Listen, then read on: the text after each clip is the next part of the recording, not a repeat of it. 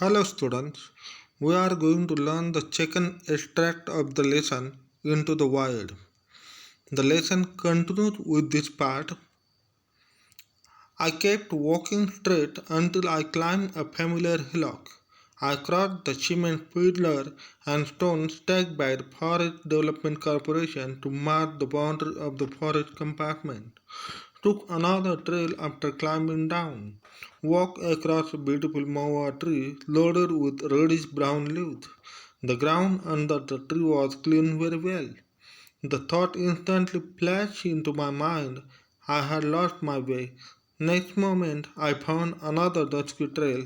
Hastily, I took that trail, which took me from a narrow gorge to an open field. The area was surrounded by hillocks of dry, deciduous tropical forest. I turned back to spot the sun. Now the geographical waste was set. The dusky trail had vanished. Good heavens, I was lost, completely lost in the jungle.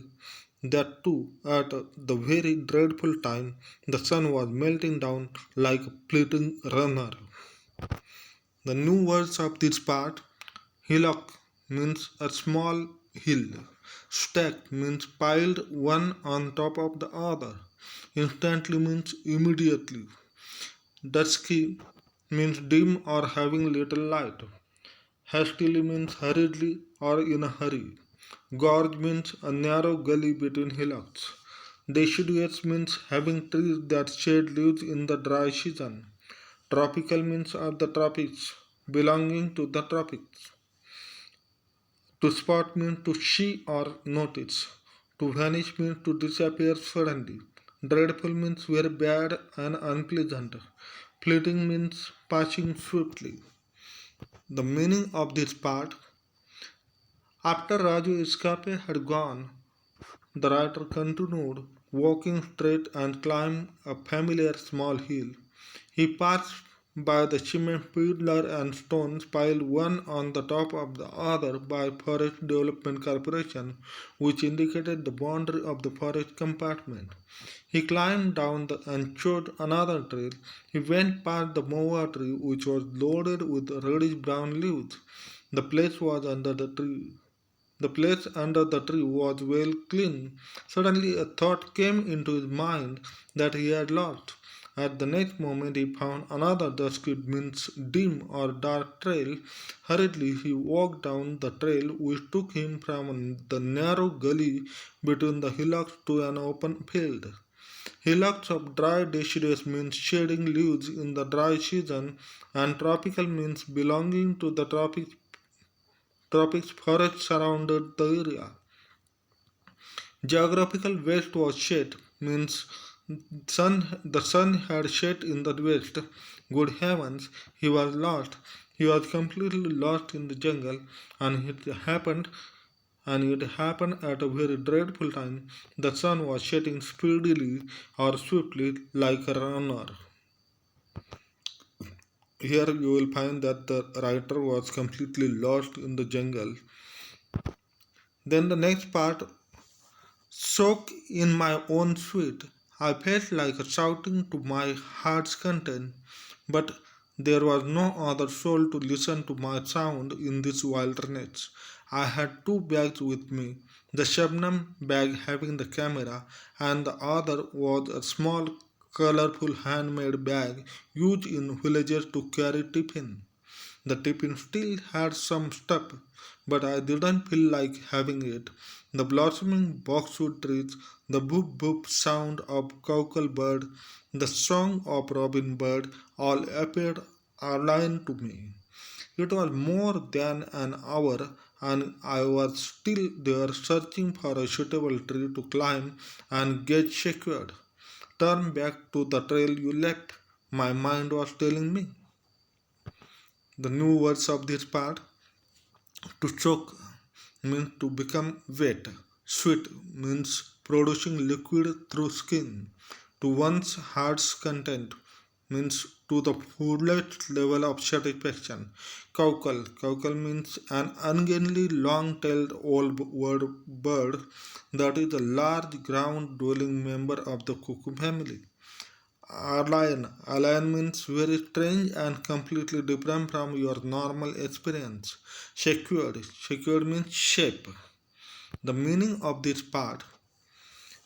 After realizing that he was lost in the jungle, the writer became wet in his own sweat. He felt that he should shout for the fullest level of satisfaction, but there was nobody to listen to his sound in that wilderness. He had two bags with him. The Shabnam bag contained the camera, while the other colorful handmade bag used in the villages to carry tiffin. Still, the tiffin had some stuff or food, but he did not wish to eat the food. The blossoming means producing flowers of boxwood trees, the boop boop sound of cockle bird, the song of robin bird, all seemed to be very strange and completely different to the writer.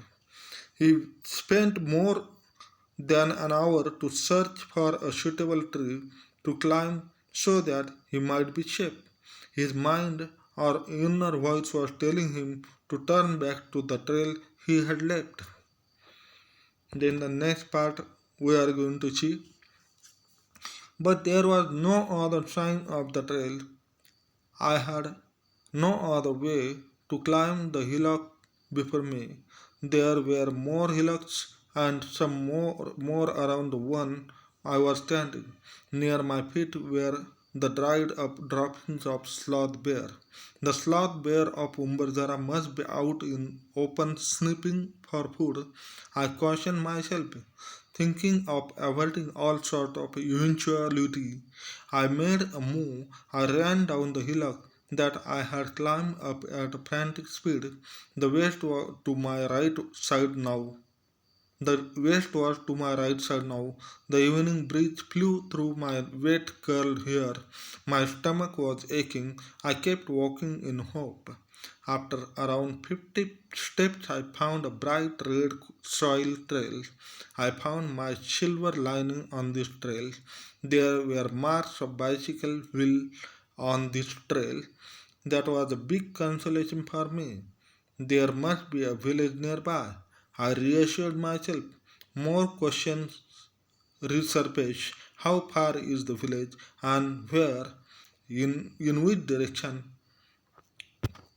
The new words of this part. Droppings. Dropping means cat. Sniffing means smelling something by breathing air in through nose. To caution means to give an official warning. To avoid means to prevent something unpleasant. Eventuality means a possible event or outcome or disaster. Frantic means hurried and excited. Breeze means a light wind. Curl means form into a curved shape. Silver lining means a sign of hope. Consolation means comfort, a thing that makes you feel better when you are sad. To reassure means to say something in order to stop somebody worrying or being afraid. To resurface means to come back up to the surface. The meaning of this part, the writer's mind was telling him to turn back to the trail he had left, but there were no signs of the trail. There was only one way before him, and it was to climb the hillock. He was completely surrounded by the number of hillocks. He found dried droppings of the sloth bear near his feet. So he warned himself that the sloth bear of Umbarzara must have come out and must be searching for food by sniffing. Sniffing means smelling around. He wanted to avoid or prevent all sorts of disasters. So he moved further. He ran down the hillock which he had climbed up with hurried and excited speed. When he came down, the west was on his right hand side. The evening breeze, that is, the light wind, flew through his wet curled hair. His stomach was aching. Hopefully, he continued walking. After he had walked 50 steps, he found a bright red soil trail. He got a sign of hope when he saw marks of bicycle wheel on that trail. That was a big comfort to the writer. Thereupon he reassured himself that there must be a village nearby. Then arose some more questions in his mind, like how far was the village, where was the village, and in which direction was the village. Then the next part, let's learn here. I climbed one more hillock and tried to locate signs of the human civilization. My legs were trembling. As I reached the top of the hill, I jumped with joy. I heard the sound of people talking in the loudspeaker. In a jiffy, I ran down the hill towards the sound with full vigor. I stumbled and fell down, saw droppings of blue bulls nearby, struggled, stood up, and decided which direction to move on. The signs of civilization were visible. The tiny sleepy village of Pitejari was visible through the green woods. The lantern of Rajaram Bhalavi's farm, the loudspeaker of installed for Keshav Bhalavi's marriage, all were in clear sight. Turn left to spot the village lake and familiar hillock Sui Huduki. The dog barked to welcome me to the village. The first thing I did was to take a bath. The shaking of limbs had lessened a bit. The stomach ache started again. Ate to the full of stomach, then slumped onto the cot, lying awake, looking at the star-studded sky. I spoke to myself. There still exists a jungle where we can get lost. Isn't this our good luck? The new words of this part, to locate means to find the exact position of. Civilization means an advanced state of social and cultural development. Trembling means shaking. In a jiffy means in a moment or very soon. Vigor means strength or energy. To stumble means to hit your foot against something when you are walking or running and almost fall over. Tiny means very small. Sleepy means very quiet and not having much activity. Lantern means a type of light with a metal frame, glass sides, and a light inside. Slump means fail heavily or collapse. Studied means containing a lot of something. The meaning of this part, the writer continued and climbed one more hillock and tried to find the traces of human civilization or improvements.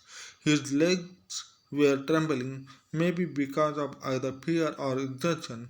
As soon as he got to the top of the hill, he was overjoyed. He jumped with joy because he could hear the sound of talking in the loudspeaker. In a jiffy means in a very short time or in a moment. He climbed down the hill toward the sound with full energy. When he ran down, he fell down. When he ran down, he fell down. Suddenly he saw droppings of blue bulls in that area. He struggled, stood up, and decided to which direction he should move on. Civilization was visible then. He could see the small village Pitejari through the green woods. The village was very small and not having much activity.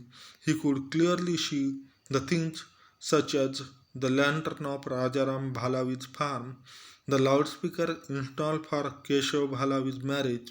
As he turned left, he saw the village lake and the familiar hillock Suivudki. The dog was barking as if to welcome the writer to the village. After reaching there, he took a bath at first. The shaking or trembling of limbs, that is, of the legs or the arms, had decreased a bit. His stomach started aching again. He ate food as much as he needed. When he lay awake and was looking at the sky, he spoke to himself. There still exists a jungle where we can get lost. Isn't this our luck? The writer wants to say that we are lucky enough that we have jungles where we can get lost. It means, in spite of pollution, felling of trees, emergence of concrete jungles, there is still some space that consists of jungles, and we are lucky for that. So, students, we have learned the first part of the lesson into the wild. In the next video, we are going to learn the second part. Till then, see you again. Thank you.